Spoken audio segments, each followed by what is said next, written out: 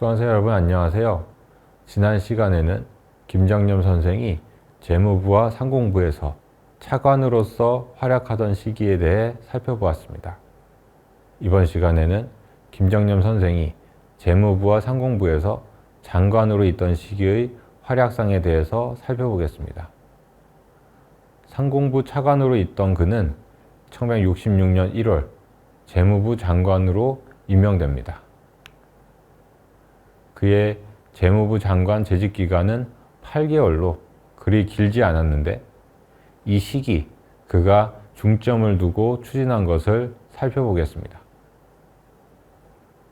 김정념 장관은 우선 조세 행정 강화와 조세 개혁을 추진했습니다. 경제개발 추진 과정에서 급증하고 있는 재정자금 수요를 어떻게 충당하느냐가 경제발전과 경제 안정의 관건이라 판단하여 조세 수입 증대를 도모하고자 이러한 변화를 모색했던 것입니다.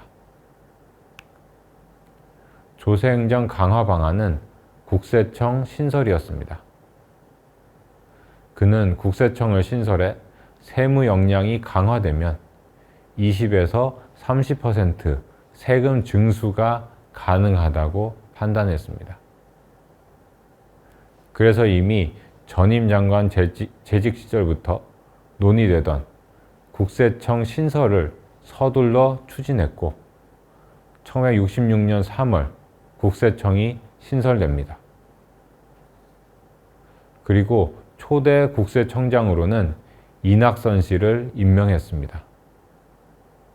이낙선 청장은 이후 상공부 장관과 건설부 장관을 역임했습니다. 국세청 신설의 효과는 즉시 나타났습니다. 1966년 내국세 징수 실적은 전년도에 비해 68.7% 증가했고 이듬해에는 1966년 대비 47.6% 증가했습니다.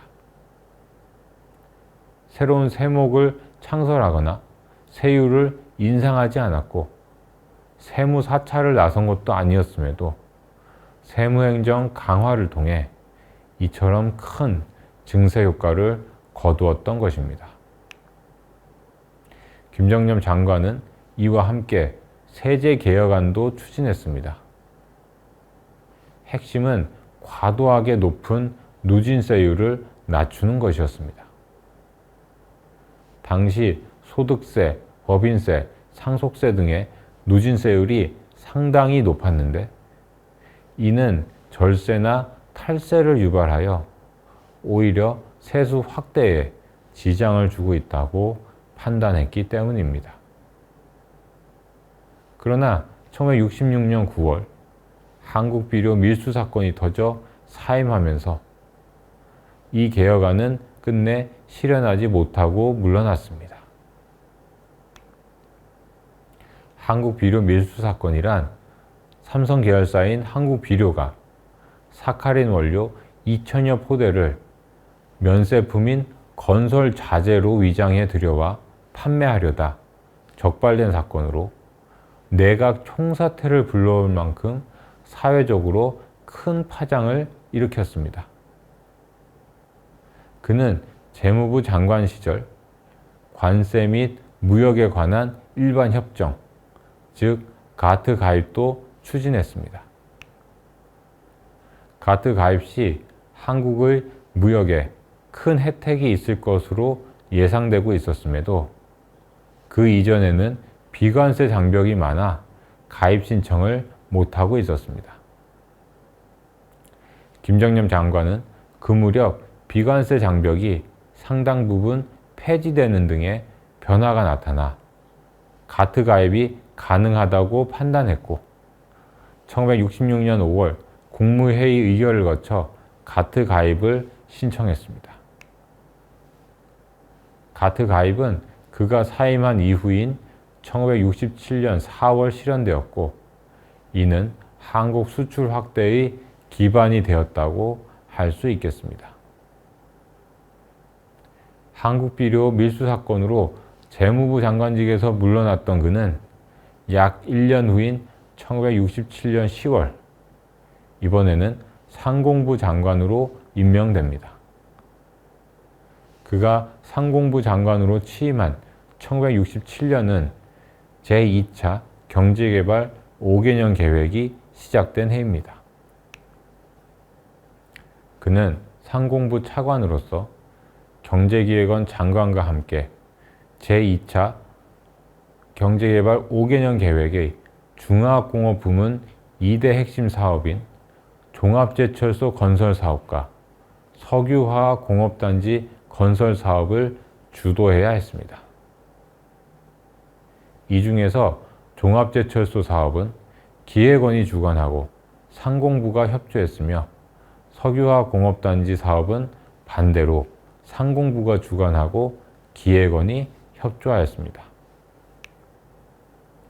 이 가운데 상공부가 주관했던 석유화공업단지 건설 사업에 대해서 구체적으로 살펴보겠습니다.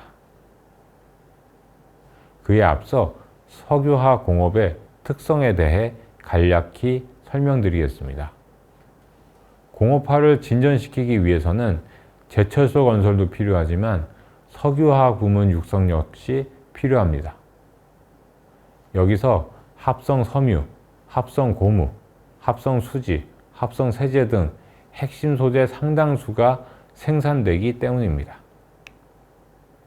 이에 따라 한국 정부도 제2차 경제개발 5개년 계획에 석유화공업단지 건설을 포함시켰습니다. 그런데 석유화공업은 관련 공장들을 한 지역에 밀집시킬 필요가 있습니다. 석유화공업은 석유를 나프타로 분해하는 과정에서 발생하는 여러 물질을 원료로 삼는데, 이들 원료가 모두 기체 상태여서 멀리 보내기 어려워 공장들을 한 지역에 모아두는 것이 효율적이기 때문입니다. 정부도 울산에 석유화공업단지를 조성해 공장들을 밀집시키려 했습니다. 또한 석유화학 공장들은 동시에 준공되어 가동될 필요가 있습니다. 그래야 나프타로 분해하는 과정에서 발생하는 여러 물질을 폐기하지 않고 사용하여 경제성을 확보할 수 있기 때문입니다. 하지만 이렇게 하려면 단기간 내에 막대한 자본이 투입되어야 한다는 제약이 있습니다. 그래서 공업화 초기 단계에서 석유화학공업은 육성이 쉽지 않은 과제입니다. 그가 상공부 장관으로 부임했을 당시 석유화학 공장 건설은 지지부진했습니다. 공장 실수요자인 민간기업 12곳을 지정해 사업을 개별적으로 추진토록 해두었는데, 차관 교섭이 진척되지 않아 사업이 제대로 추진되지 못하고 있었던 것입니다. 이렇게 민간기업에 맡겨두어서는 일이 제대로 추진될 수 있을지 알 수 없는 상황이었습니다. 이에 김정념 장관은 기존의 실수요자 지정을 일부 백지화하는 등 사업 방향을 전면 수정하기로 마음먹었습니다.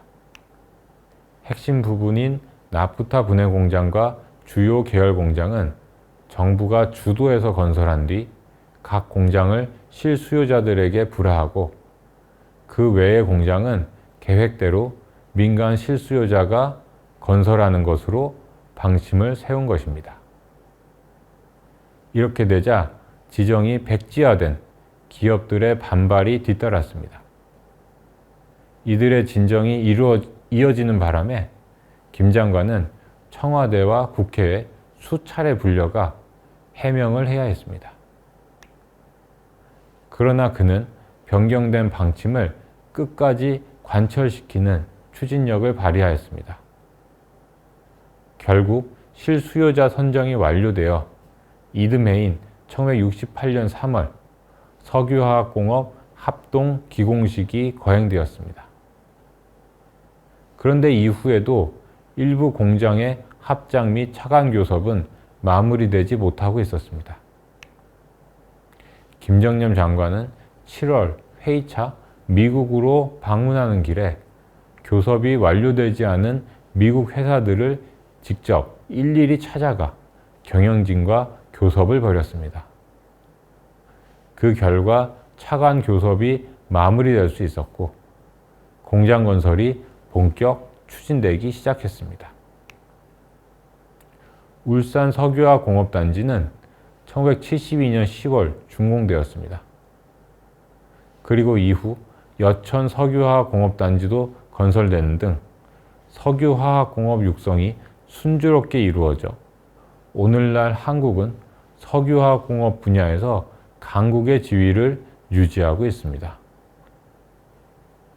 지금까지 재무부 장관, 상공부 장관으로 재직할 당시 김정년 선생의 활약상에 대해서 살펴보았습니다.